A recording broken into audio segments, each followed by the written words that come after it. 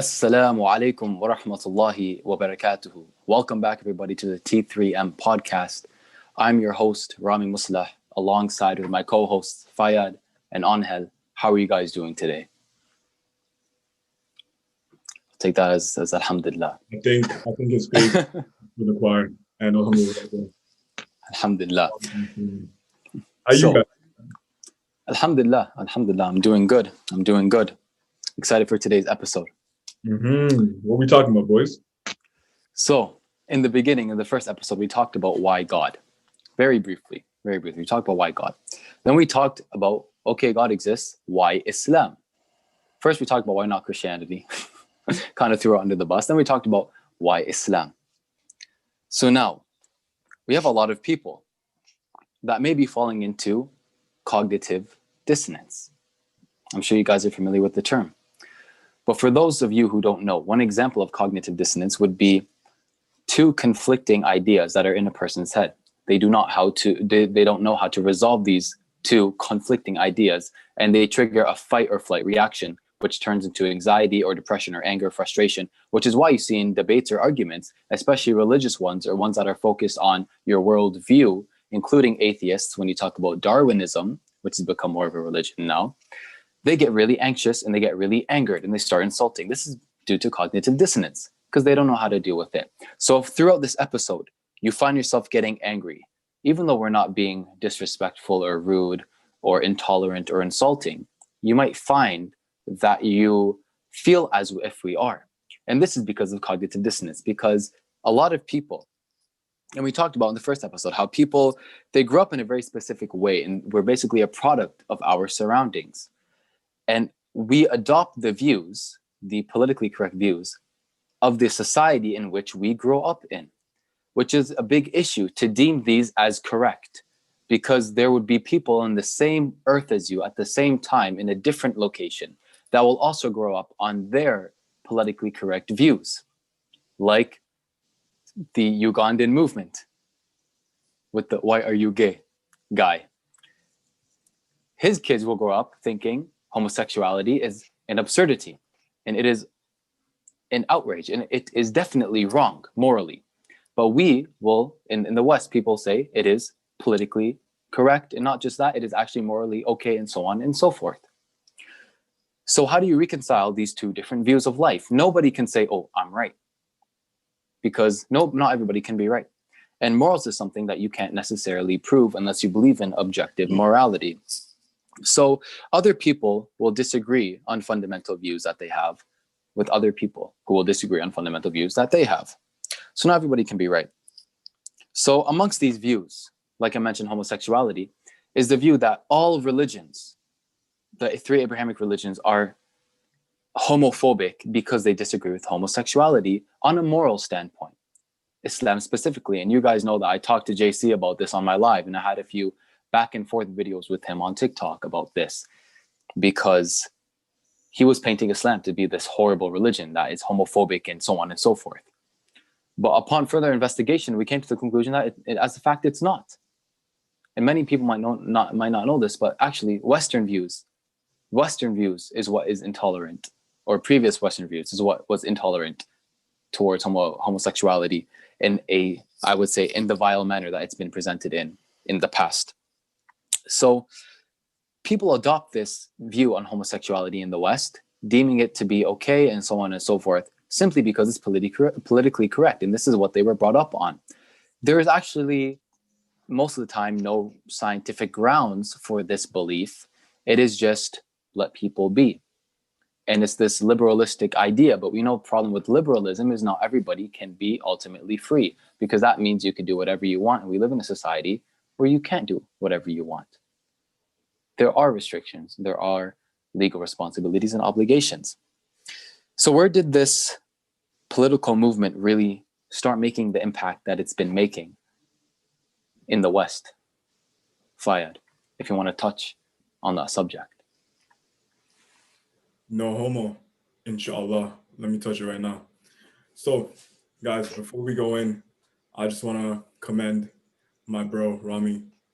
Wonderful introduction, wonderful trigger warning.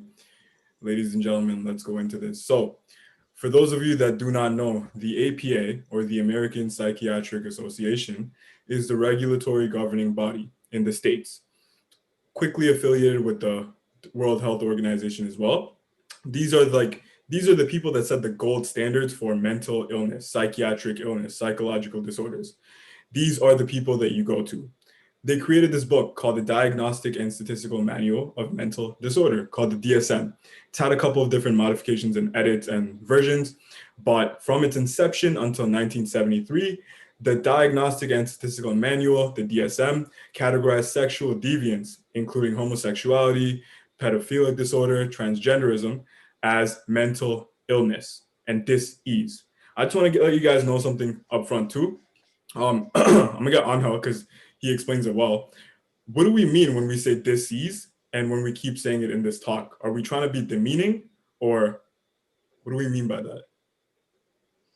So when you think about dis-ease, I got this from a Sadhguru video that I saw years ago, where he basically said, like, you break up the word. So now you have dis-ease. If you are in dis-ease, then you're not at ease. Am I right? Like you're not good, you're not happy, you're not at ease, you're not enjoying your life the way that you should be. And that is what a dis-ease is. Now, is there more medical terminology on it? Yeah. Is there more psychological terminology on it? Yeah. But in the most simplest terminology, if you are in dis-ease, you're not at ease. You got something wrong. You got something affecting your general state of being. 100%, man. Good stuff. That he explained it perfectly, guys. We're not trying to be demeaning. We're not trying to say disease like they're sick and they're messed up in the head. We're not saying that, but that's the beauty of this talk. We're going to really go into both sides. What we are saying, though, is the DSM, not me, not Rami, not Islam, not Christianity, the DSM, the gold standard of mental disorder, categorize sexual deviance, all of these different umbrella terms that we talked about, homosexuality, pedophilia, gender dysphoria, all of that as mental illness. The APA's nomenclature task force was forced by the people to remove homosexuality, and transgenderism from sexual deviance in 1973. This was not due to any medical advancement, any like technological scientific revolution, any science that proved that it should be removed, but purely due to peaceful protests. And I say that lightly because oftentimes they weren't so peaceful and they were kind of coerced by political agendas and propaganda to remove it. They have then further pushed for the removal of pedophilic disorder from the DSM, but that has not been successful as of yet. Might change the times we live in. Furthermore, I just want to let you know that they created 3 fake terms. I say fake, take it with a grain of salt. The first one is homophobic.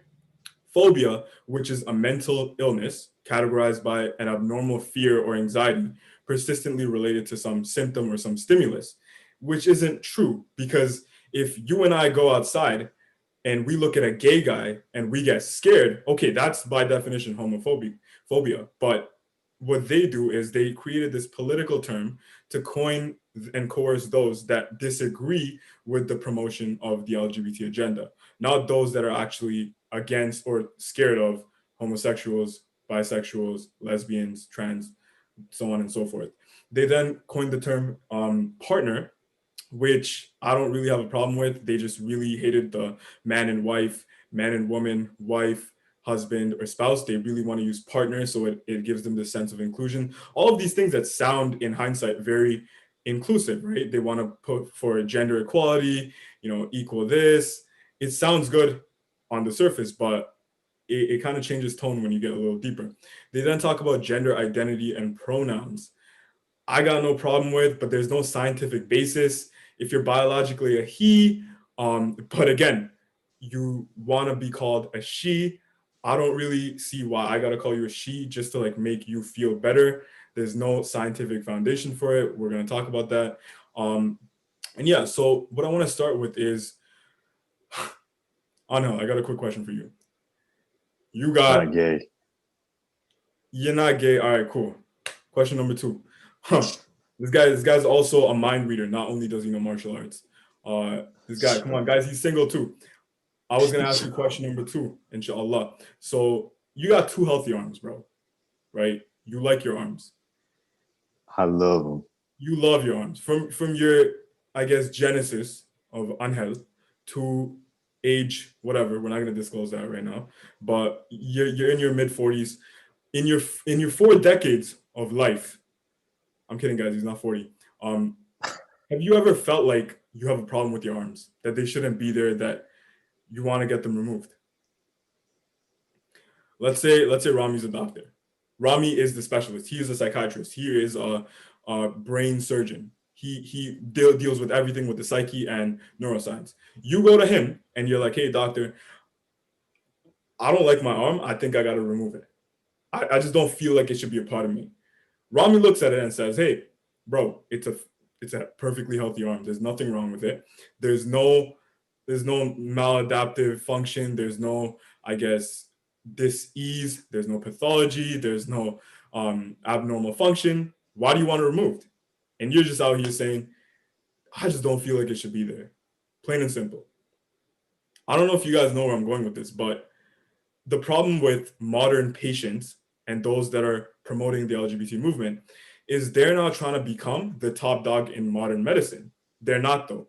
Only modern medicine is the leader and the innovator of medicine.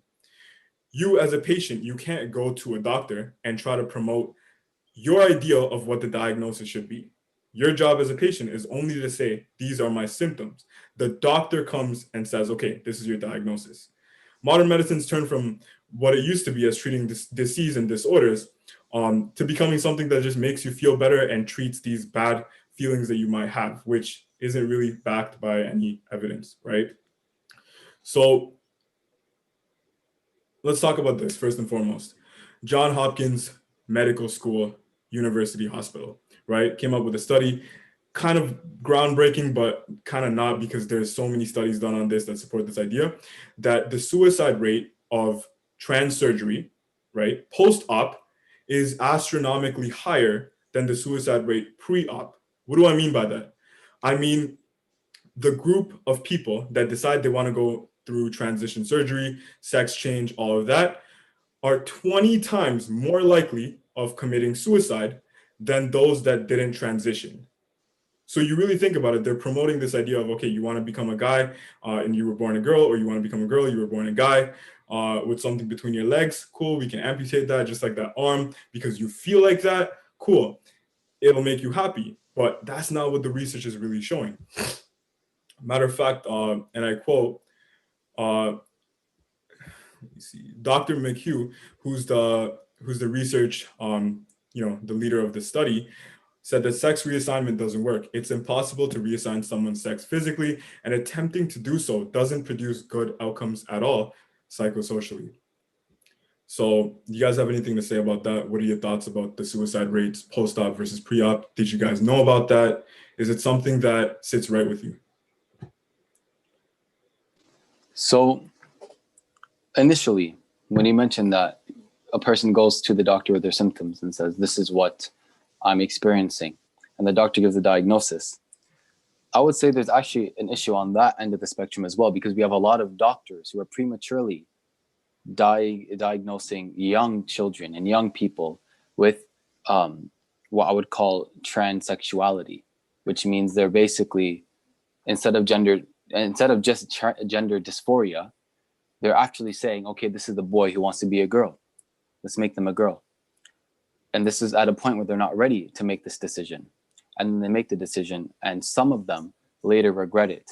But as a man, and men will know this, you only have the genitalia that you have.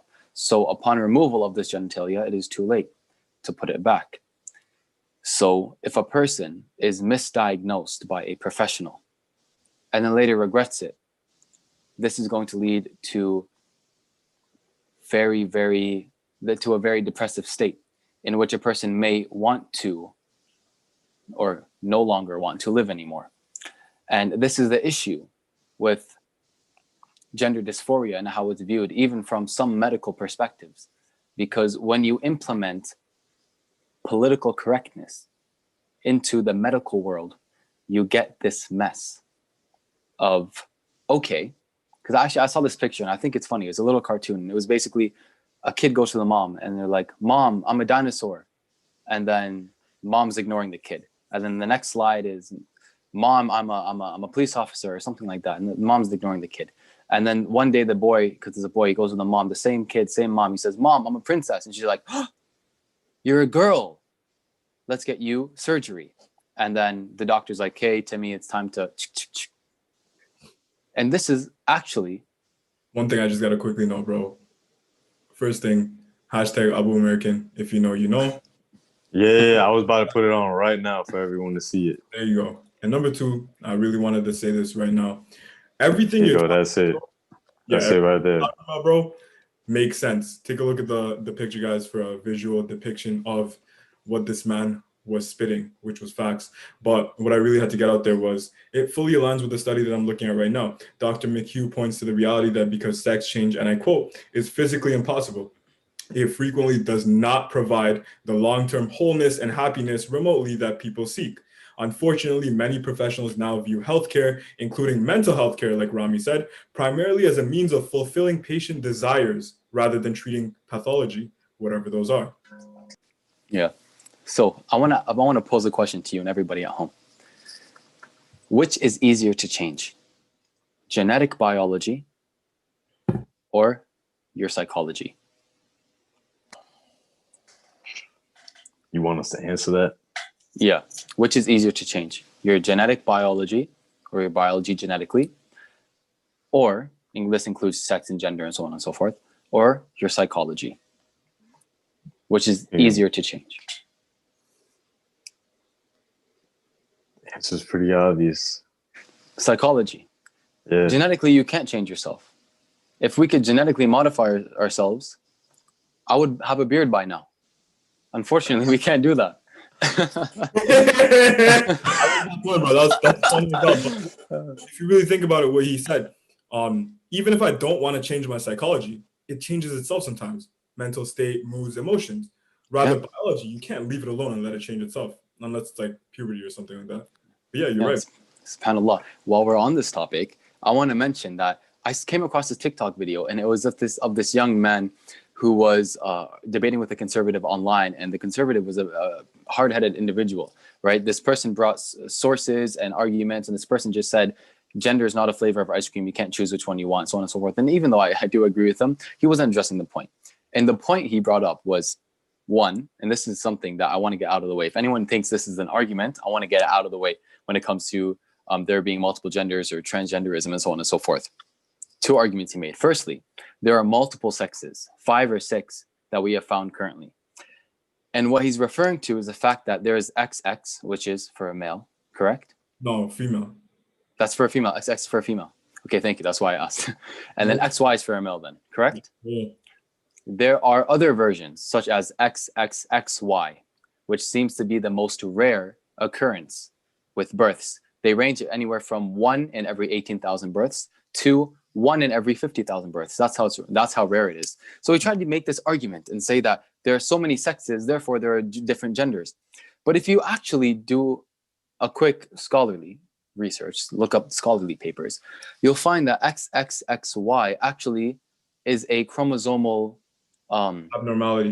abnormality, thank you, that only occurs in men, biological males. And it affects things like their intellectual scope. It may intellectually disable them in some sense. It may weaken their muscle tone. It may shorten their wee. Right. It may cause infertility, but this is only in males. So at the end of the day, you still have a male. And with other ones, you still have a female. So this is not really an argument. And the second argument he made was one I found a lot more convincing, but it does not have enough ground to stand on.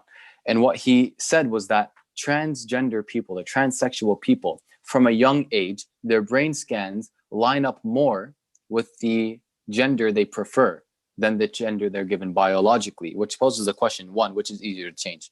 Psychology or biology? You can't change biology, therefore psychology is the only one. But people have it the other way around, where they want to change the biology, the objective truth, to fit their subjective psychology, which may fluctuate, which may change. But there is a doctor I believe a few decades ago, in the 70s actually, named Stoller, and he actually did research, and he had this theory that he wanted to propose and investigate, that young men, prettier men, young boys who are seen as more attractive, cute boys, are you pointing to Andre right now? On my You screen, you're pointing pointing at, at a bro? black space. Yeah, you pointing at a black space over here. On my screen, you just pointed to nothing. Yeah. But fair. So he hypothesized that more attractive young men or young boys are treated more feminine, therefore develop more feminine psychology, female psychology, and men and uglier looking young girls are treated more like men and therefore develop more man-like psychology. He put this to the test, and he found this to be true. He found this to be true. 1 year he investigated with the boys, found it to be true. And in 1 year he investigated with the girls, I believe, and he also found it to be true. And when I say I believe, I don't know if it was in the same year or years apart. What I remember was a year or two apart, but God knows best. He did these experiments nonetheless. And we find that in present day psychology, scholarly articles, you can look these all up yourself if you don't believe me.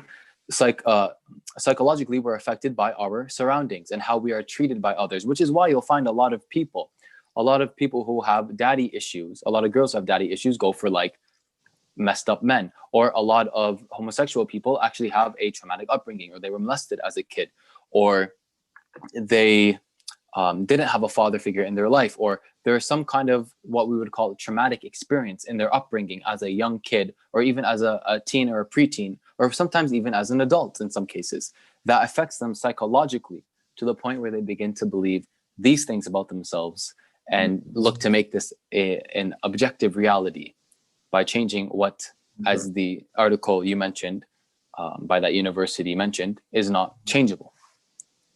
See, bro, there's this wonderful thing that Angel enlightened me with, and it was that all men are born men. Do you want to like go a little deeper into that for the audience? You want to elaborate a little bit on that? Yeah, so he was telling me something how like all men are born men, but not the same. There's varying degrees and tendencies of testosterone, masculine energy, right? So go a little bit into that. Dude, I don't remember. All right, let me remind you, bro. You're still born a guy. 9 out of 10 guys have a gay thought growing up. Ah, there we go. There we go. So, see, like this, in our heads, let's say every single day we have more than just a rough estimate of, let's say, 5,000 thoughts. Just an estimate. It's not an exact number, right? Let's say you have 5,000 thoughts running in your head. Are you in control of those 5,000 thoughts? No, you're not in control. You're probably in control maybe like 50. And that's being generous. Maybe 100. Maybe 100. All right, now if you're in control of so little, you control just the tip, literally just the tip. And there's all these thoughts that are just out of your control.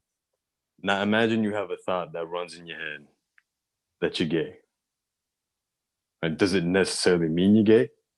Or is it just a random thought? Imagine someone has a thought in their head that they want to end this person's life.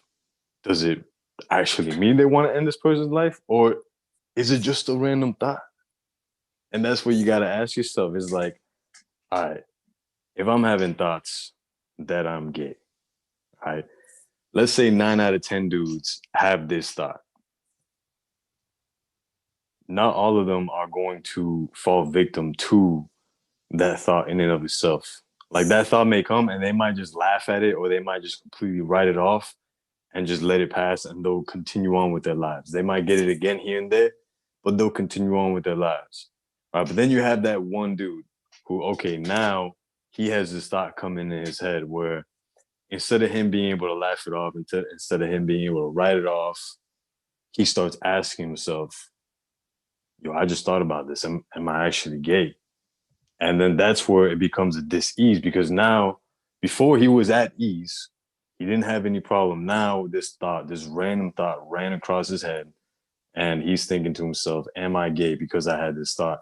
And if he continues to think about that, he begins to obsess over this one thought. And when you obsess over something, that's what begins to develop even more and more and more. The more attention you give to it, the more it's going to develop. So imagine this dude is all he's thinking about is, am I gay? Am I gay? And he can't get this out of his head. And now, bro, a year later, he's under the full impression that he's gay because he has these thoughts running in his head.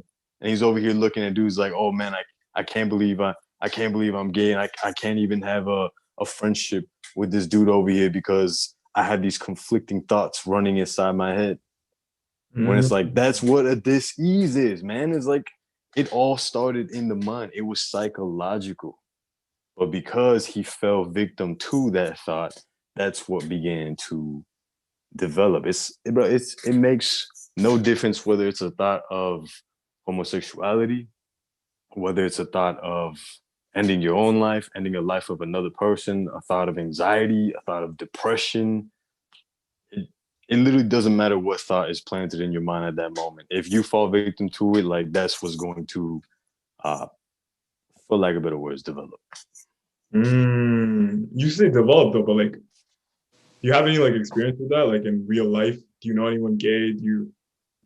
Because I don't know. I'm just speaking from on behalf of me. I don't know anyone like directly that I was super close with and knew on a frequent basis. But what about you? Yeah. So I had, when I was doing personal training, I'll keep names aside. I don't want to like put anyone on the spot here, but when I was doing personal training, I had a client who, he was gay. Literally, he was gay. There was no questioning it. Like, you could see him from miles away and you'd be like, yeah, this dude's gay. This dude's a big gay over here. And he was cool with that. He was real he was real happy with it. And like, as I'm training him, I try to give him the benefit of the doubt. I try to like still see him in no different way. I still try to like just be real and be genuine with him. Which, I mean, that's how you should be with everyone. But this dude, I remember I started asking him why he was gay. Like not joking around. I wasn't trying to be like pasta sempa, like, and I know he's not joking around. I know he's probably real legit about that. Now, let me get back to you. All right, so I'm asking him why is he gay, and he told me that he had a traumatic experience when he was a kid, where he actually got raped, or not raped, but sexually abused. Yeah, sexually molested by, I want to say it was his cousin or his uncle or some male that was in his family that he trusted at a young age. All right, that he trusted. So his first sexual experience was with a man, and it was with someone who was close to him that he trusted. So he's all kinds of messed up. All right, and then when he told me that, I remember I went home and I started researching this, and I was like, do most gay people have a traumatic childhood experience? And, from what I got, yes, most tend to actually have that. You can research it yourself. I'm not going to claim that to be 100% the truth, but in this example that I'm giving to you guys, like it is the truth in this example. Because for him, he obviously had an issue, and look what happened to him. And then when I started asking him even more questions, he actually ended up telling me that he still got aroused by a woman, but that he just gets more aroused by a man. Which when I heard that, I was like, dude, you're not gay. I literally told him, I was like, you are not gay. And then he like looked at me, but he was shook. He like looked at me. I was like, bro, listen, you are not gay because you are still aroused by a woman. You can't say you're bisexual. I do not believe that someone is bisexual. If someone's bisexual, they're just trying to make an excuse for being gay. But look, if you're being aroused by a woman and you're saying you're more aroused by a man right now, that's because of what you went through as a kid.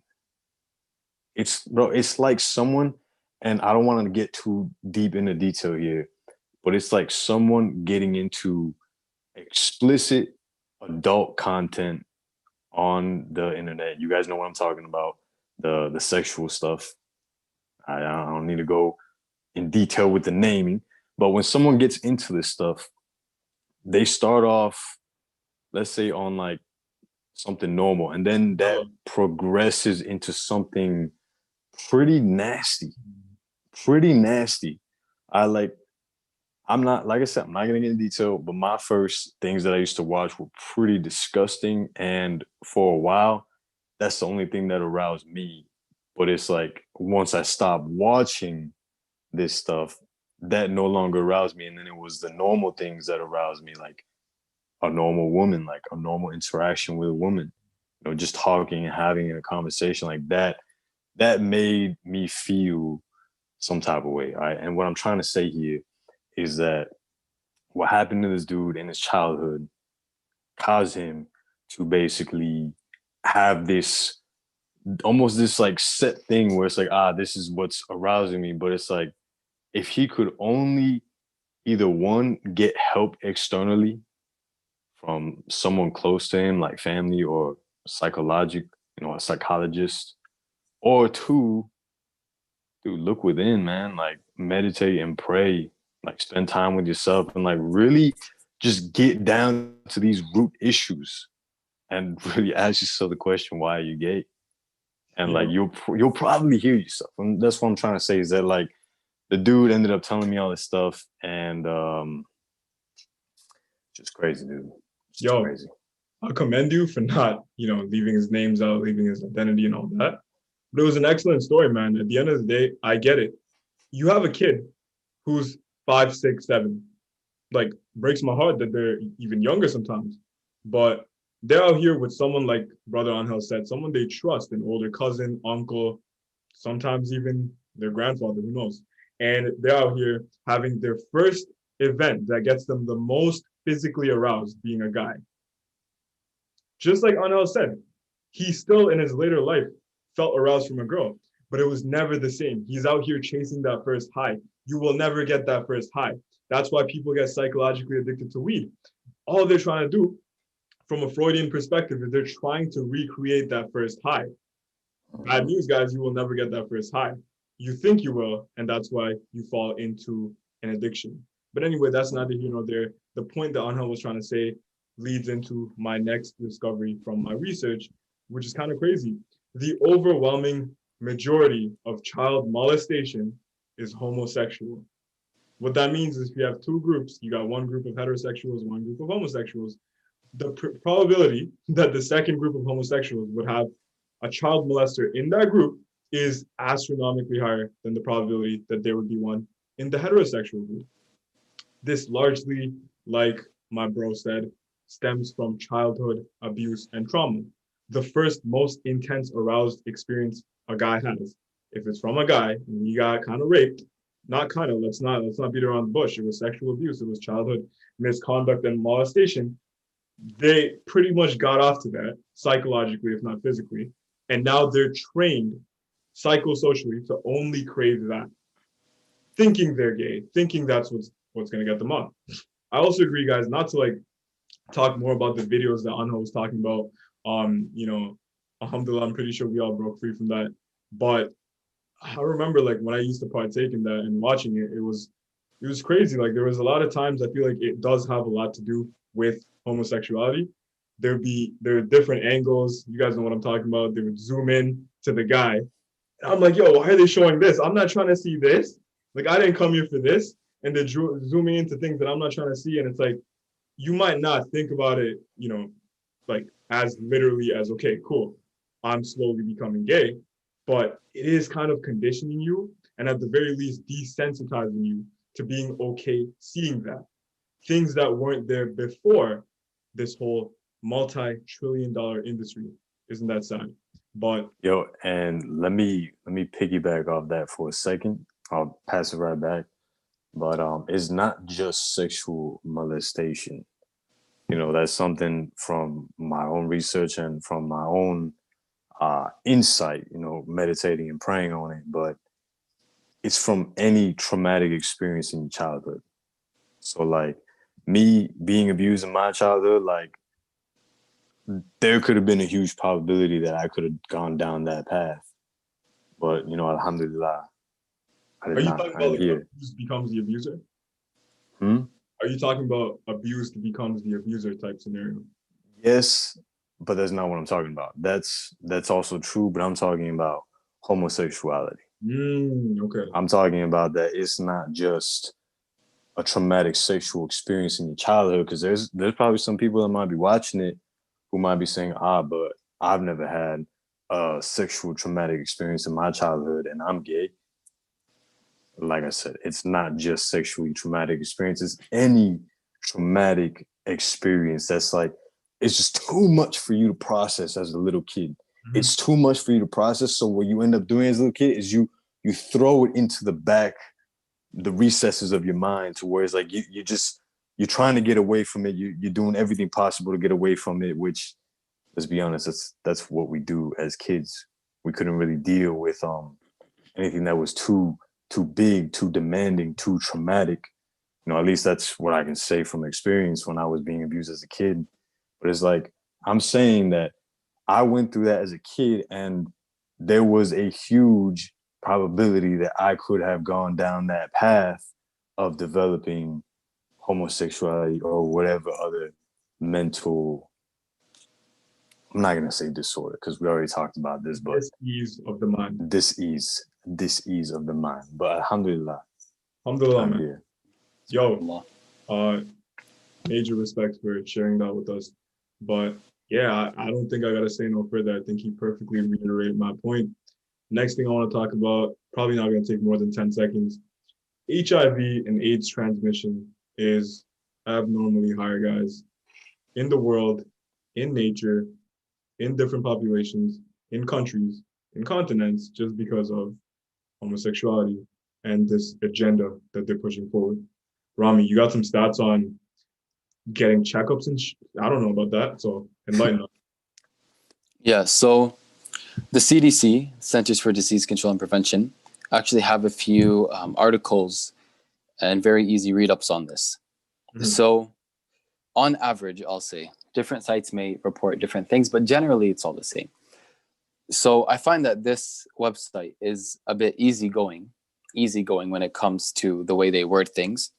Like the way they word this point, where they say, and I quote, again, this is the CDC, sexually active gay and bisexual men may benefit from more frequent HIV testing. And they put example every 3 to 6 months. And this is actually something you find consistently on most of the medical websites out there when they talk about homosexuals or sexually active homosexuals getting tested for HIV and other STDs and such. And most of them are encouraged to get tested every 3 to 6 months. Whereas the next point, it says anyone who has unsafe sex or shares injection drug equipment, and we're talking about sharing drug equipment, right? Like a needle or something. They're only required to get tested once a year on average. They have other statistics like all adults and adolescents from 13 to 64 should be tested at least once a year.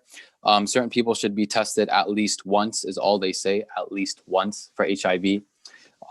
So on is actually, they don't even say, this is the point where they say 13 to 64-year-olds should be tested at least once for HIV. They don't even say once a year. They just say at least once.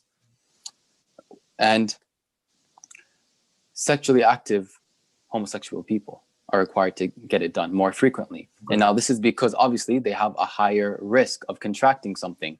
And this is not just limited to homosexual. It is amplified with homosexual intercourse, but it's actually with anal intercourse as well, as a whole, which is why Allah also prohibits anal intercourse, even if it's a man to a woman, rather than a man to a man, because that is haram. I forget the wording Allah uses in the Qur'an, but he makes it known that it is very bad. It's haram. So even looking at it from that perspective, if two homosexuals have intercourse and there's, for lack of a better word to use, clear wording, there's anal penetration, they're more likely to contract an STD through those means. And they're more likely than any promiscuous person who has multiple partners. I'll just put it like this. A homosexual man who has multiple partners, who are homosexual men, must get checked more frequently than a heterosexual man who has multiple partners. And this is, again, like I said, because they're at greater risk. So we see that there is a infectious risk and a risk of actual diseases, sexually transmitted diseases, when it comes to homosexuality as a practice, nothing psychological, but as a practice. If you have anything to say on this, comment. But I wanted to mention something about the last point quickly. So, am I free to do so? All right, Bismillah. So, this is not just with homosexuality becoming more normalized and more open for people to see, even people of a very young age. For some reason, they're teaching very young children sex ed, where I actually have a friend who told me that learning about sex ed messed them up. As a young kid, they were not ready, it messed them up. And this is unfortunately the experience of many young kids who don't know anything about even being straight or homosexuality or anything like that. They don't know anything about sex. They're young kids. They haven't hit puberty. They shouldn't know about this stuff, but they're taught it in school nonetheless. And this could effectively mess them up as well, which is an issue. And if you look just generally at promiscuity in the West, you could see that decades ago on TV, television, it wasn't really promiscuous. You didn't see much. And then later on, they came out with pornography in like cinemas or a more cinematic setting, and magazines and Playboy Mansion and all this provocative stuff. And then it made its way onto television. And as it made its way onto television, it made its way into the hearts and the minds of people who became more promiscuous. And that's why we normalize today. We normalize things like cheating. Back before I was practicing, I had a girl ask me if she can, just for one day, just for a night, hook up with somebody else at a rave. She doesn't even know who it's going to be, just to have fun. And like, when was this normal? When did this become a normal thing? And it's because it propagated so much on media and in society, it's become normal. And we see, I'm just about to end. And we see with homosexuality, they're also putting this into the media. And it's open for everybody, men, children, men, women, and children to see. Alhamdulillah, man. I was going to add that it's also in those videos that we were talking about, the whole industry. There's a lot of weird topics, man. Cheating, incest. I don't know, man. Like, makes me feel some type of way. But anyway, guys, I just want to reiterate quickly the points that we have. And just know, we're not out here like being some like scholars, like, but I'm just going to speak for myself. Like, I'm a grad student studying like osteopathic medicine. I've done my undergrad. I'm over 22. So like, I'm out here, like, I really like science. I don't believe in things that have no basis. So trust me when I tell you that when I'm looking at all these studies I have here, like kind of like what Anhel was bringing up, I got studies for everything. Does maltreatment in childhood affect sexual orientation in adulthood? Prevalence of childhood sexual abuse among LGBT, meta-analysis. Disparities in childhood abuse victimization in physical and sexual abuse, like he said, in heterosexual versus lesbians and bisexuals. There's too much, but it's not something that we're just pulling out of thin air. And I hope you guys understand all the points that we brought so far. If you guys do have anything to say about that, please reach out to us. Definitely, we're looking to just spread truth, spread scientific, foundation, not something that we just feel should be or shouldn't be.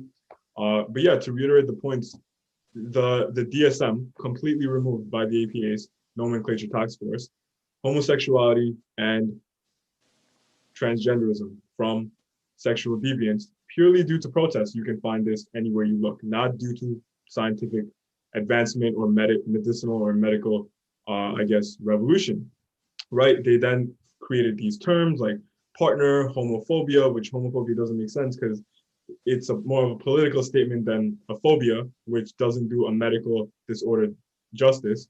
They talked about gender identity and pronouns, which we could talk about later.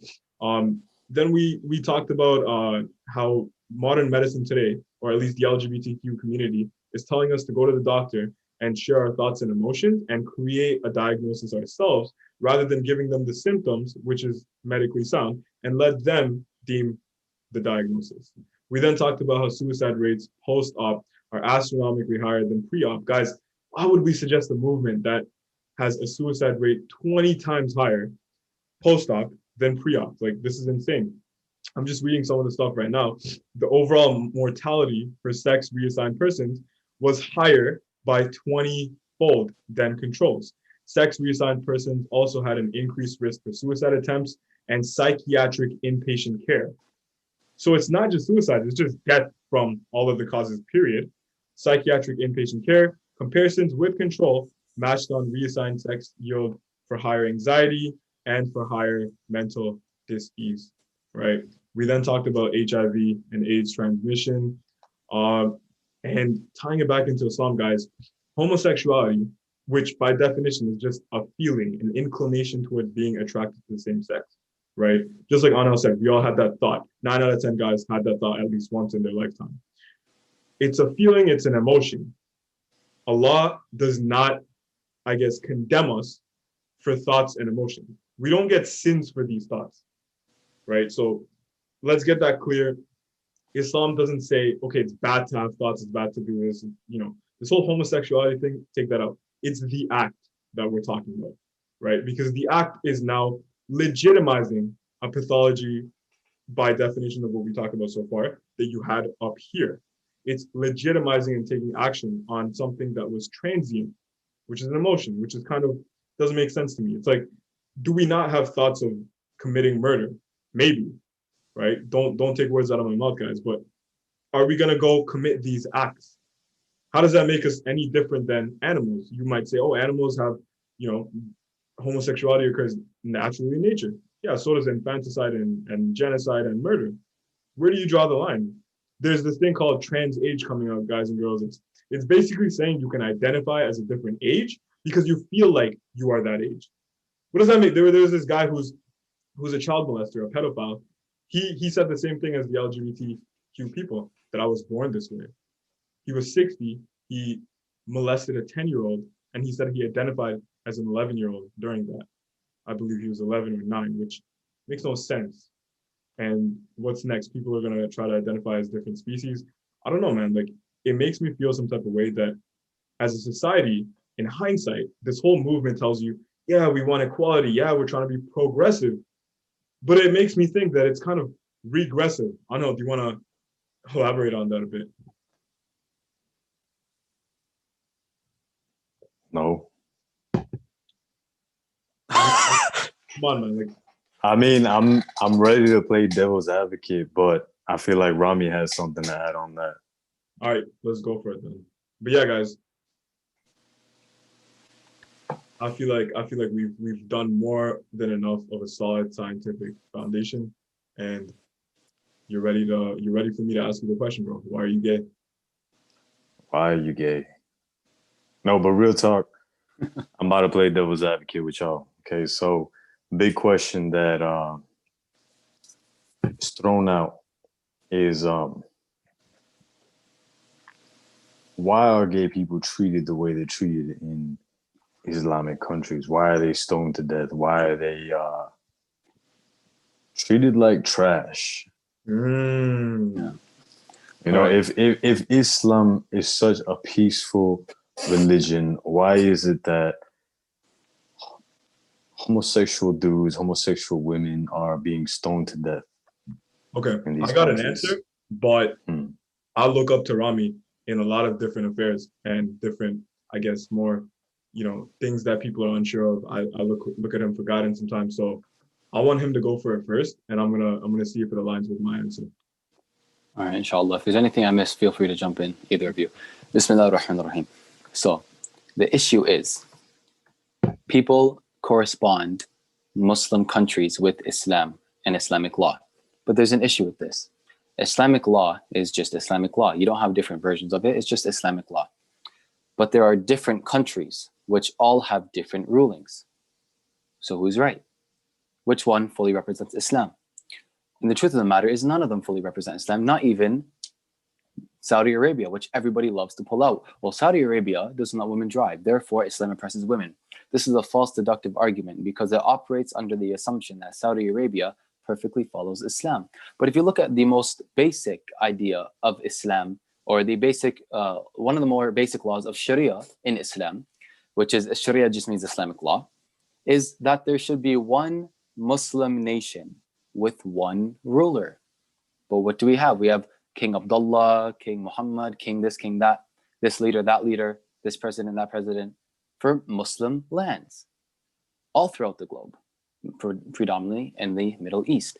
Now, this is an issue because this directly goes against Islam. So what else are they missing when it comes to Islam? So we look back to where it started. And it actually started with the fall of the Ottoman Empire. They were in a very weak state, and it was during World War I. They got involved, they lost. And Ottoman, there was no such thing as Saudi Arabia, Lebanon, Syria, Iraq back then. It was just, all of it was the Ottoman Empire, ruled by them. They fell, and people literally drew the map of the Middle East and said, this is Jordan, this is Syria, this is Lebanon. And it's just a clear case of dividing and conquering. Now, with this divide and conquer, and this movement from the West, this strategy from the West, they also colonized these places, as you have US embassies and even Israel embassies in places in the Middle East. They have colonized these lands and implemented their views and their moral standings, predominantly Judeo-Christian views, onto the Middle East. And now, Judeo-Christian views we see had things in the past like slavery, like murdering apostates, murdering people who don't really agree with your religious views, the predominant ones. You have things like murdering homosexual people, burning people you suspect to be witches. I wouldn't say that's necessarily Judeo-Christian, but it was more of the previous, like hundreds of years back kind of view. If there was a witch, burn her alive, so on and so forth. And if you look at the history of when the Ottoman empires did something like enacted punitive laws, death penalties, there's actually transcribes of the some of their writings and their findings and so on and so forth. And if you read it, you'll actually find that they were a lot more reluctant. They didn't want to do these punishments, but it was the law, therefore they did it. But if you look at the West, they seemed a bit overly excited to do these things because it happened so often, where somebody would be murdered for this, that, or the other. So it was a Western view that was actually implemented onto Islamic countries, majority Muslim countries. But if you look throughout the Qur'an and the Sunnah, you will find little to no basis unless you take one narration or one story, like the story of Lut alayhi salam in the Qur'an, completely out of context, without all the other hadith and the scholarly opinions and the writings of the most original scholars of Islam and people who are deemed to be the giants of Islam. Real quick though, yeah, just for people that aren't too familiar with the story of Lut alayhi salam, do you want to just give the quick notes that you can, cliff notes? Okay, so I'll start with devil's advocate. What they say is the people of Lot, which is the English version, the people of Lot were gay, and God destroyed them. Therefore, religion is intolerant towards gay people and believes they should be destroyed. But if you look in Surah Sad in the Quran, what does Allah say? Allah lists a bunch of nations, and I believe Qawm and Lut was the people of Lot, were one of them, I believe. And he says all of these people took their messengers as a liar and disbelieved in the messengers, so my punishment was justified. So Allah is saying he punishes nations for what? Disbelieving in the messenger and their message, which is to believe in God. That's why God punishes these people. He doesn't say in the Quran they were gay and that's the only reason we punish them. Homosexuality, the act of it, is a sin, and they engage in that. But there are narrations of them being, robbers and thieves and murderers, and even biblical stories mention a practice of sodomy and practices of putting a baby in a statue's arms and basically killing the baby and letting it cry and banging drums. This is something my friend Seth told me, who's studying Christianity now, and banging drums to drown out the sound of the crying baby. So these were not amazing, kind, innocent people who just wanted to be gay. These are actually very violent thieves, murderers, people who practice killing babies, if that was a practice. And the biggest, gravest sin was actually disbelieving in God. And that's why they were punished more specifically. Yeah, man, like nowhere are we, we're not saying all gay people are this, all gay people are that. What we are saying is you're doing something relying on emotions. It clouds your judgment so much so as some of these people who are child molesters would destroy and let's be blunt now, dehumanize an innocent victim child. These aren't people that you want to rely on for moral backbone. So it's not surprising that they had all these other issues that you speak of, bro. Yeah. It breaks my heart, it truly does. But we do want to let you guys know that we love the LGBTQ community in the sense that we do have love for them as human beings. Maybe even it might sound like a reach to some of y'all, but I got love for them more than these people running the system of the LGBTQ movement, because I'm trying to help them. I'm trying to restore happiness and balance in their lives, the natural state, not do something that's leading to more suicides, more kids being messed up. And I feel like we got to draw the line somewhere. So if not now, then when? If not us, then who? Right? Yeah, That's man. a very good question. And what was Anhel's question again that he asked you? The first question he asked was about like, why are these Muslim countries treating these gay people like that? So just to summarize it, it's actually not Islamic views. These may be Muslim majority countries, but they don't get it from Islamic views. And actually, a lot of these countries falter in a lot of places, including Saudi Arabia, because you will not find much bearing in the Qur'an and the Hadith, which are the authentic sources in religious text, holy scripture of Islam. I agree, man. All right, so would you guys say that if someone is gay, someone is trans, if someone is whatever the hell they are, right, LGBTIQ, not trying to disrespect it, but why you guys have so much letters beyond me? If someone is one of these things, is that, or is it not their jihad? And if it is a jihad, why don't you go ahead and elaborate on that for people viewing? Because I'm pretty sure that a lot of people are going to think that jihad is these extremists that are going about doing all these crazy things, if you know what I mean. So Rami taught me, I guess, linguistically what jihad even means. So why don't you start from there, bro? Bismillah. So jihad actually means just a struggle. And jihad sabilillah means a struggle for the sake of Allah. Now, a lot of people apply this to, as Anhel said, jihadists, which are Islamic extremists, which are predominantly not great people because they commit acts of terrorism and so on and so forth. So when we say jihad, people think this means holy war. It does not mean a holy war. It does not mean war at all, actually. It just means to struggle. So we pray very early in the morning before the sun even comes up. So this is Salat al-Fajr. And it's nowadays where me and Fayed live, it's around 6 o'clock, I believe. And the sun comes up around 7:30. Yeah. So we have to wake up early. And it's a struggle sometimes. And that is jihad because we're struggling for the sake of Allah. That's jihad sabilillah. So if me as a straight man is attracted to a woman, but I hold myself back because I don't want to fall into sin, it's a struggle. That is jihad sabilillah. That is struggling for the sake of God, and that's rewardable. So now, if you have a person who has homosexual inclinations and they do the same, they hold back, even though it is a struggle. That's struggling for the sake of Allah, and this person will be greatly rewarded. A lot of people, Muslims, unfortunately, have this presupposition that if you feel gay, you are basically going to hell, and that's the end of it. But there's an issue with this because feeling gay is something that people can't necessarily control.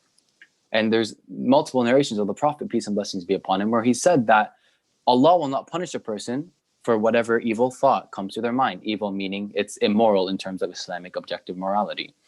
So Allah, if Allah doesn't punish a person or give them a sin for thinking evil, feeling evil, then they haven't done any evil. The evil, the immoral act, so to speak, actually comes from the action itself, followed by an intention to do, or coming from the intention to do that action. So a person, whether they are straight or homosexual, does not get a sin until they actually act on their desires. And if they hold back, just to bring it back to the point, if they hold back, that is them struggling for the sake of Allah, which is jihad. I love Islam, man, from the bottom of my heart for that alone, that if you have a thought of stealing, for example, and then you end up not stealing, you get more good deeds than the person that didn't even have the thought of stealing to begin with. Yeah, subhanAllah. Insane. Yeah. I like that. But to bring it back, guys, like this message, I understand Anel's question completely. Like it is a stigma, and this I'm assuming, all right, just like I might be called out for assuming people's genders today. I'm also assuming most of our viewers are straight, heterosexual, call me whatever. But based Probably on Muslim as well. Hmm? Nah, go ahead. Yeah, but based on that assumption, guys and girls, you guys are straight more times than not, like most of our viewers. So you're probably wondering, why are we telling you this? Wouldn't it be useful to have a gay guy or someone of the LGBTQI, whatever he said, alphabet community? Wouldn't it be more beneficial? Wouldn't it be something, not to like to mean anything, but wouldn't it be more resourceful and valuable? Nah, because why would we, doesn't it start with us? Shouldn't we lead by example? Like, Yeah. how many people do you think are growing up in the Muslim youth community and they might have these thoughts that Angel clearly through anecdotal evidence and through his client as a PT mentioned that they might have these thoughts growing up. Like, why are we out here like ostracizing them in society? As a Muslim guy, as I can relate, a lot of Muslim youth today might have these weird thoughts, taboo thoughts, and they might. What are they gonna do?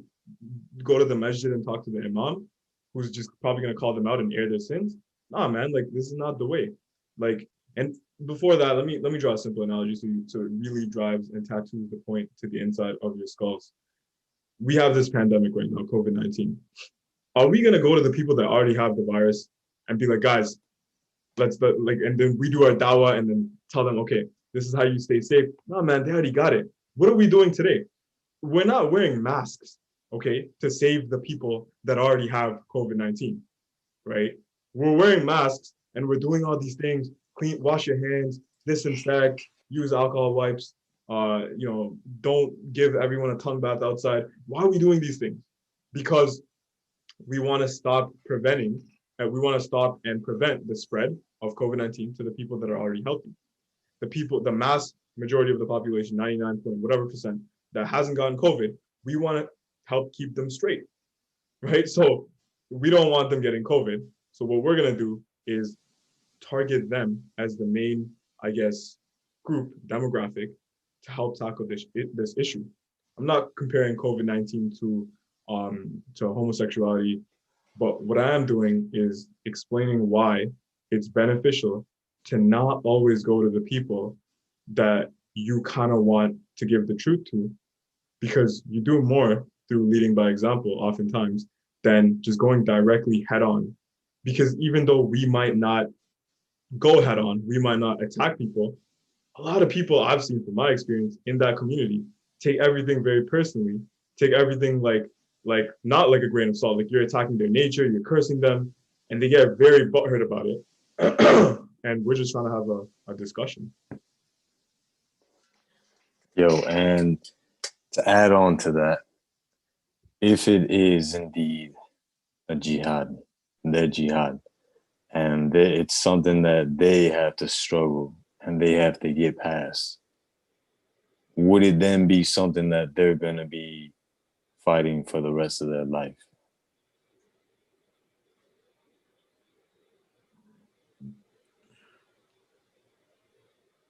I mean, that is a case-to-case basis. I've actually heard, believe it or not, I've actually heard of cases where imams the imams talk about cases where they have people who come and they say they're gay, and then eventually through whatever process they take, I don't know the details of it, they're no longer gay.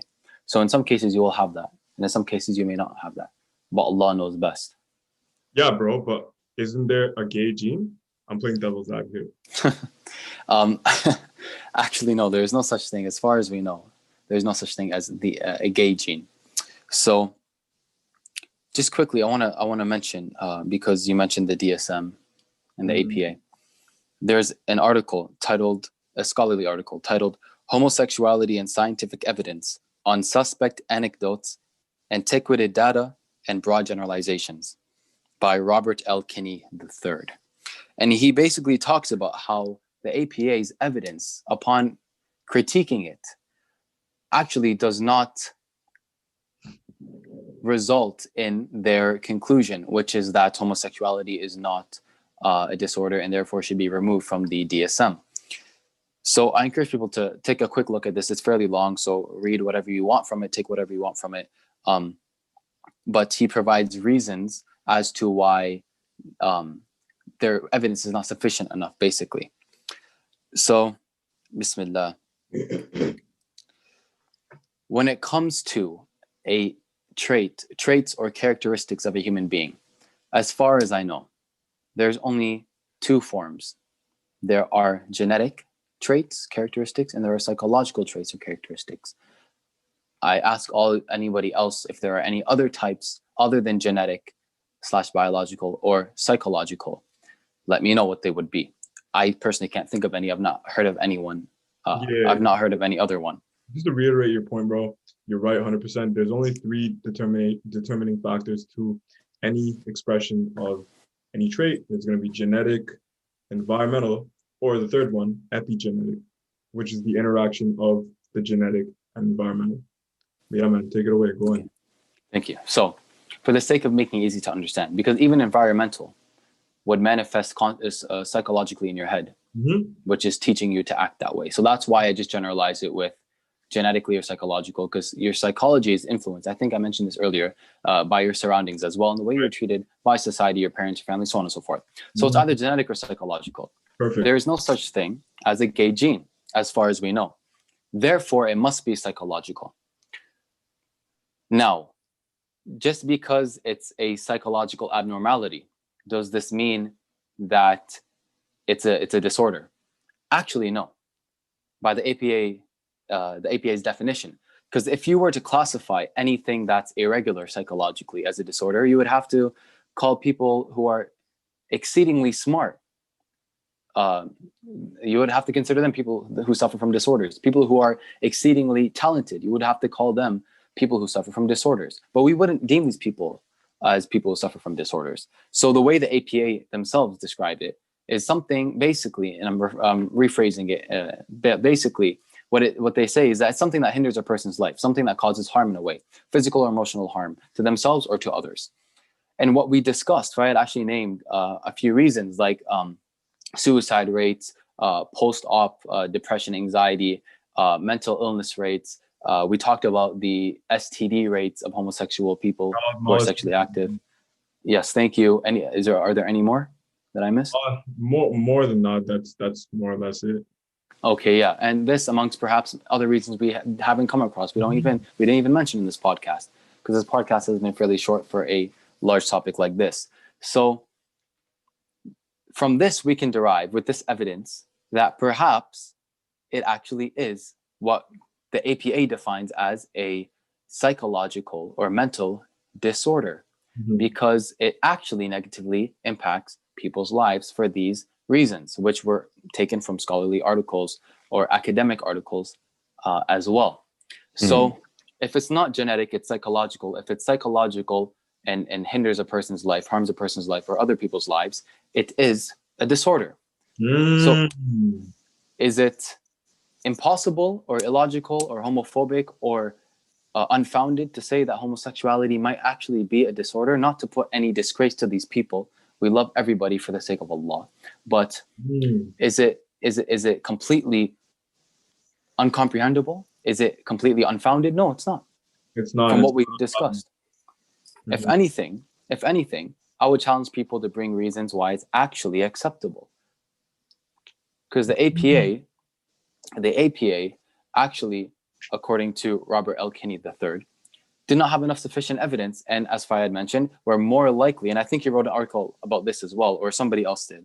I don't have it currently, but there are articles talking about reasons they may have actually, other than the traditional evidence, there's reasons they may have actually removed it from the DSM. And again, we're talking about the American Psychiatric Association. I want to take a quick minute to remind everybody about cognitive dissonance. If you are frustrated right now, we are not attacking anybody. Be and let be, live and let live, right? We're not attacking anybody. We're just taking a more academic approach to the subject and quoting sources, scientific and academic sources by professionals in regards to all these matters we've talked about for the most part. And we're basically showing another way of viewing it. And now, is that incorrect? Because a few decades ago, LGBTQ, basically, they were trying to push this idea of viewing homosexuality in a different light. They pushed a different view of homosexuality. So if I'm doing the same, why should I be condemned and not them? Well, not me, but us. So we're just painting it in a different light, in light of evidences and in light of these academic papers.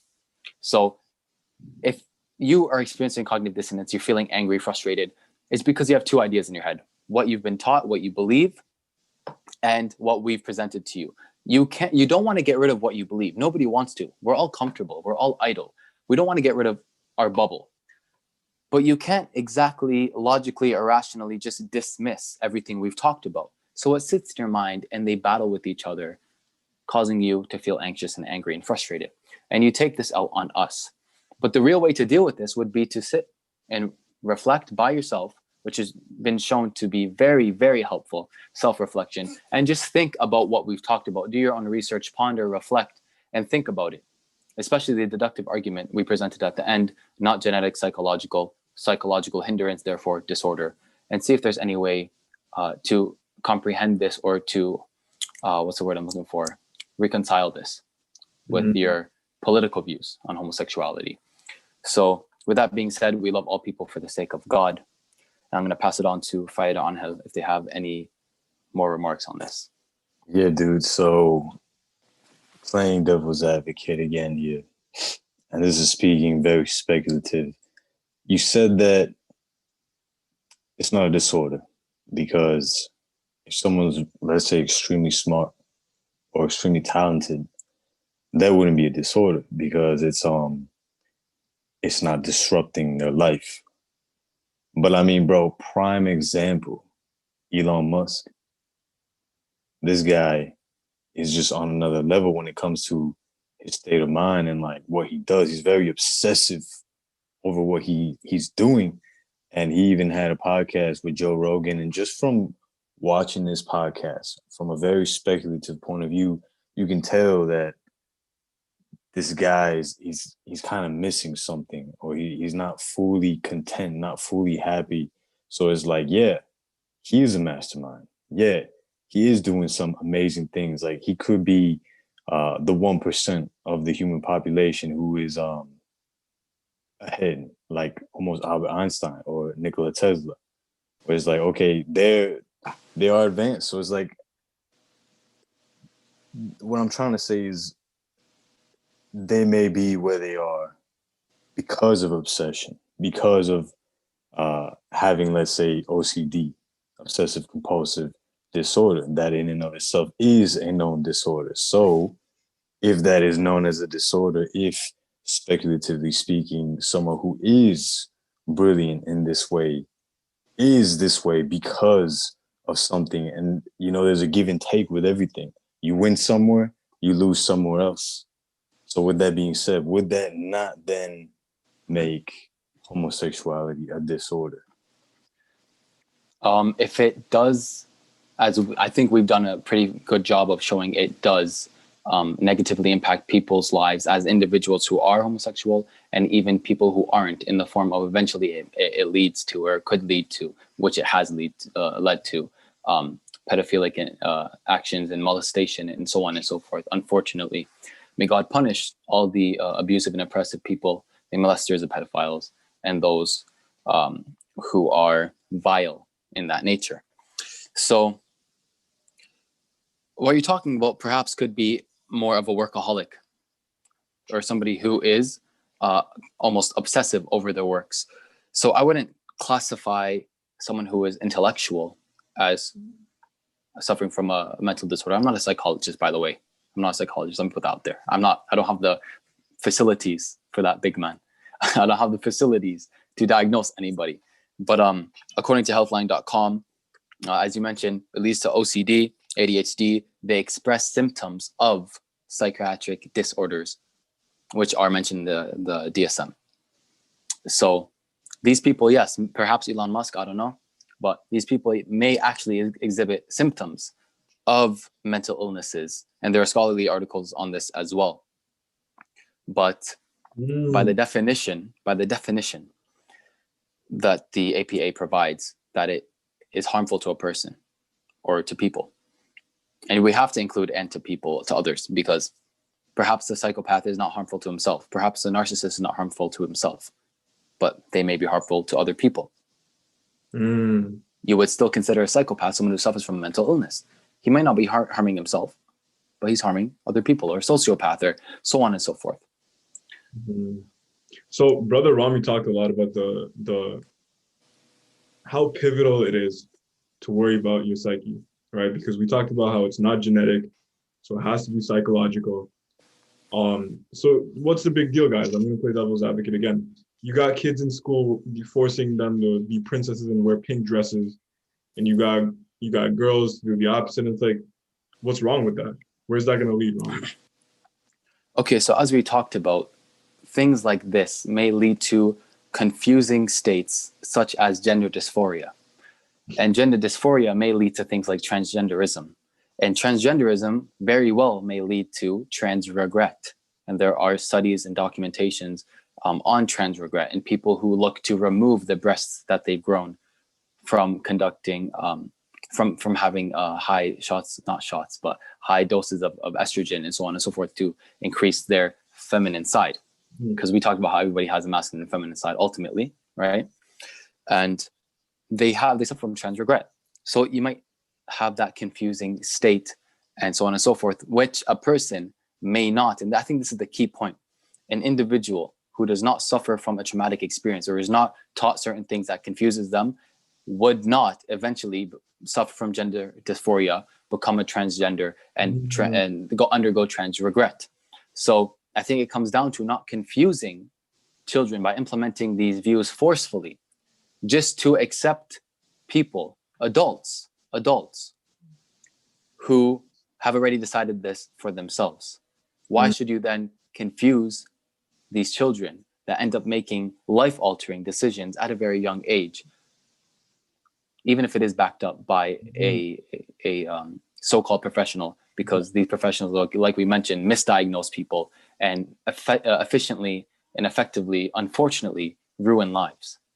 I'm being blunt, guys. Like, it really does run pretty deep in school. Like, they got kids age 12, 13, they're trying to pass a bill to let them know that, hey, you can start taking these medications called puberty blockers if you feel like you're not ready to become a man for a boy and a woman for a girl, and you want time to transition and gather your thoughts and feelings. So you can take these hormones to stop you from entering puberty. It's like big pharma is going to benefit, obviously, because pharmaceuticals are always one of the culprits. But it's like, where do you draw the line? They're trying to pass a bill to waive parental consent from kids being able to do this. They're forcing kids to alter their psychology and coercing them to then change their biology. This is not okay. That's why the Prophet sallallahu alaihi wasallam, peace be upon him, cursed the man who dresses like a woman and the woman that dresses like a man, because he knew that changing your psychology, it's only going to lead to more dis-ease. It's not going to lead to the happiness and satisfaction that you think you're going to have. And it's okay to, like, there are some girls that grow up more of a tomboy. There are some guys that grow up a little more feminine. But like Rami said, that's their jihad, that's their struggle, that's their life. Everyone is created different, but we're more similar than we're not. But we're not the same. So why should we try to become the same and just ignore our differences, which make us special and unique? That is very true. Very true. Dude. And like, you just made me think that if you have a dude who, let's say he grows up only around women, like that's what he has to model. Like, that's his role model as a kid. And no one can dispute that as a kid, you're always looking up to someone. You always have a role model. You're always trying to like be something more than you are when you're a little kid. And it's like, if you're a little kid and all you have is females around you, and then let's say you go on to like start having a lot of female friends, like, guys, what do women talk about? Women talk about dudes. Women talk about things that are feminine, that are of women. And it's like, if a guy is around that too much, like he'll start to adapt that, whether he wants to or not, because we are a product of our environments. And it's like, that's just scary, man. That's just scary. Like, how many dudes nowadays are in that position and have gotten to that point where it's like, well, this is all that they hear, this is all that they see, this is all that they're living, this is all they're experiencing. To where it's like, now they're questioning their own sexuality because the only thoughts running in their head is the programming that was instilled by their environment and by the people that were around them the entire time. That's scary, dude. SubhanAllah. That's scary, bro. Let me just throw in something right there, bro. And then I'm gonna let you go. What's even scarier is what you're saying, bro. It's not, ironically, bro, it's like, it's literally science. Like, they did a study, scientific literature, they proved that I believe 66 or 67% of all gay guys grew up either single mom, right? So no daddy wasn't in the house. Predominantly a lot of older sisters, no brothers, no male influence, or with no parent at all. This is crazy. So you're growing up around women, you're gonna start thinking like women, talk like women. I love my mom, and I'm sure you guys do too. But mama can raise a boy. Mama can tell a boy what to do, what to not do, be nice, do this, do that, but mama can't raise a man. Yeah, bro. Very true. And relating this back to the experiments and the observations that Stoller had back in the 70s with the young boys and the young girls being treated a certain way by society, affected the way their brain operated, making them more feminine if they were a boy or more masculine if they were a girl, just because of the way they were treated by their outside sources. Now, I actually asked a psychology student, a graduate of psychology, about this.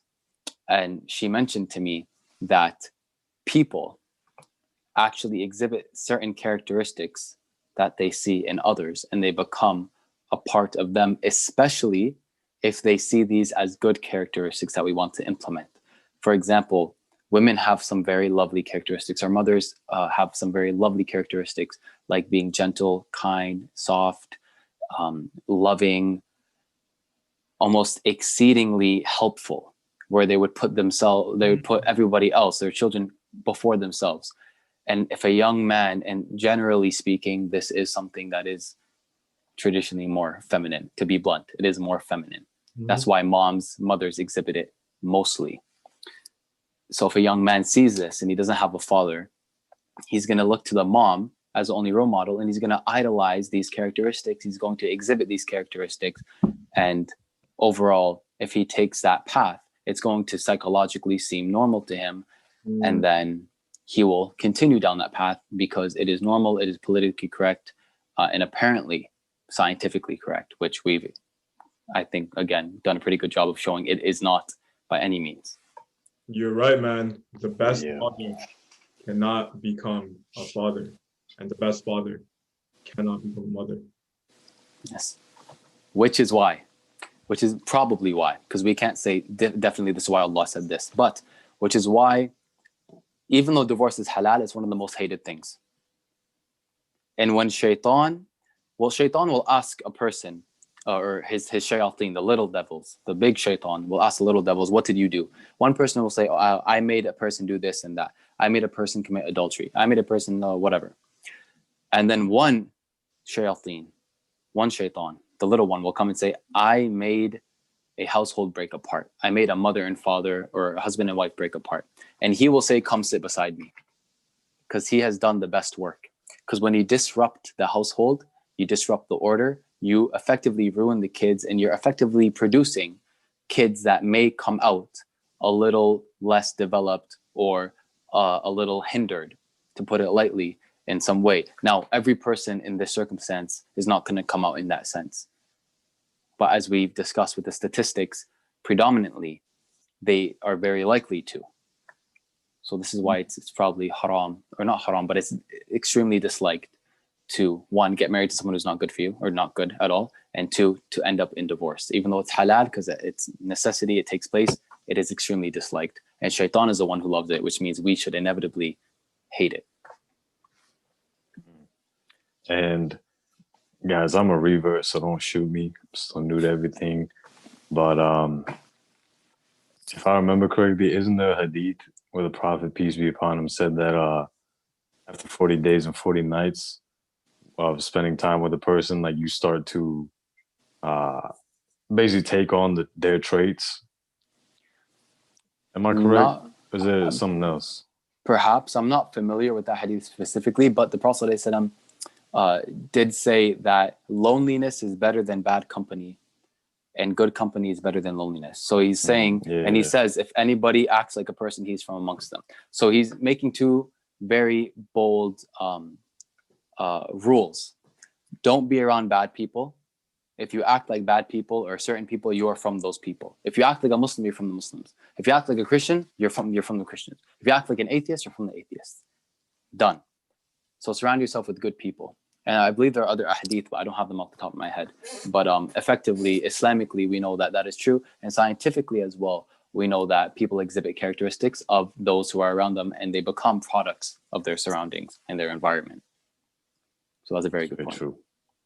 That's very true. And then for people who are watching, not only do you pick up on good traits, but you actually pick up on the bad traits even the most. Like if you're hanging around someone right now, let's say you have a friend or a family member, and they do something that you don't like, you'll probably pick up on that trait before you pick up on any other trait, because that's the one that you're paying attention to the most. Damn. Wow. Yeah. You're right, man. Facts. All right. Any final remarks, Fayad, on him? Anything else? Well, I think this is one of the most important podcasts that we will ever make. And if not, definitely one of the most we've made so far. Looking forward to many. I don't know if you have anything to say. Which is why you gay, bro. Why are you gay? No. The ongoing question in our podcast is why are you gay, Fayad? All right, bro. I'm just going to be honest, guys. I'm gay because Anw's gay. And damn, I look up and I kind of want to be like him. I'm a fanboy, so he's gay, I'm gay. Like, look at that. He's wearing black. That's why I wore black today, guys. I literally changed my shit today just to wear the same color as him. He has headphones too. Let me be honest with you guys. I went outside and bought these Apple same headphones as him just to like become like him. But I forgot that it has like a lightning cable, so I can't really plug it into my Mac. So I'm currently not exactly like him. I'm transitioning, right? Might take some meds for it, but yeah. Rami, you got something before we let him talk? Subhanallah. No, I think that's it from me. Subhanallah. So, Bismillah. With that being said, Jazakallah khair for everybody who tuned in and stuck around to the end. May Allah bless you all. Make sure to share the podcast with those who you think will enjoy it. We appreciate all the deep thinkers out there, because we ourselves, alhamdulillah, are deep thinkers. May Allah bless you all. Fayad? Before we let you guys go, just want to let you know we are starting a GoFundMe very soon to find Angel's lost beanie that he lost during our trip to Iceland. yo, this man's tripping, guys. Don't listen to that. So we can have 3 different beanies. No, I'm just playing. All right, guys. On a real note, the Patreon. If you guys like what we're doing here and you want to support us, make sure to check out our Patreon. Make sure to check out our socials. I will link them somewhere in the video once it's posted. May Allah bless you all. And with that being said, Assalamu alaikum wa rahmatullahi wa barakatuh.